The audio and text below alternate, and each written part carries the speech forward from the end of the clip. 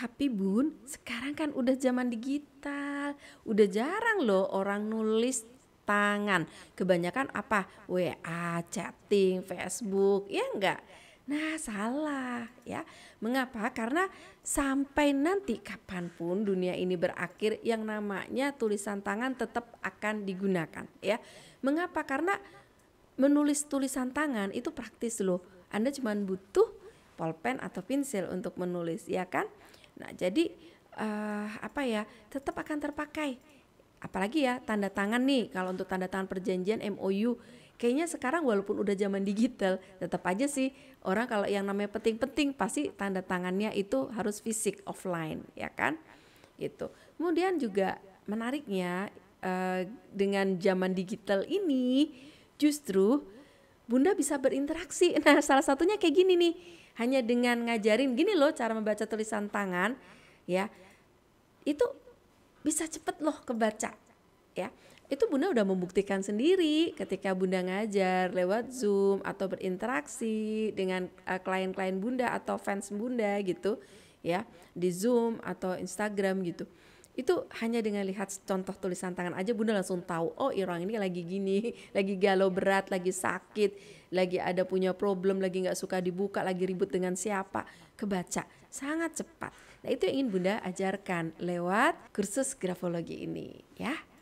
Keuntungan menggunakan grafologi itu dibanding media digital ya, ketika menulis emosi yang kita rasakan saat itu terekam di kertas ya.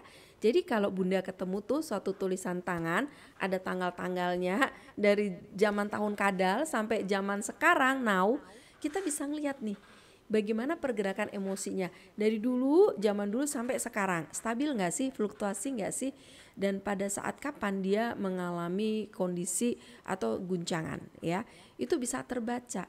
Karena apa? Karena tadi tulisan tangan sebenarnya merekam emosi pada saat itu ya. Nah, karena sifat keajekan dari perekaman grafologi ini, maka grafologi bisa digunakan untuk mengevaluasi perkembangan terapi.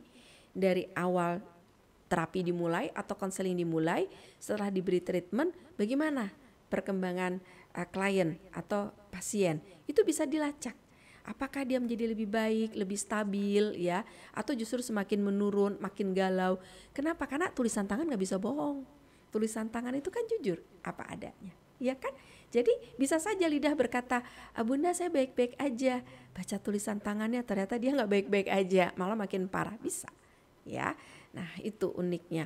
Kemudian menariknya juga karena tulisan tangan ini tidak pernah ada satu orang pun yang sama ya, walaupun tulisan orang kembar sekalipun, tulisan tangan ini menjadi unik ya. Dia menjadi tools untuk bisa mengidentifikasi keunikan orang ya. Jadi seru banget deh belajar grafologi karena kita belajar menemukan banyak hal-hal yang unik dari orang. Terus kemudian apa saja informasi yang dibuka dari grafologi, gak cuma kepribadian loh, minat, emosi, bakat, kecerdasan, bahkan kesehatan. Ntar deh lihat ya bagaimana aplikasi grafologi di ini. Tunggu nanti lihat ada di belakang ya.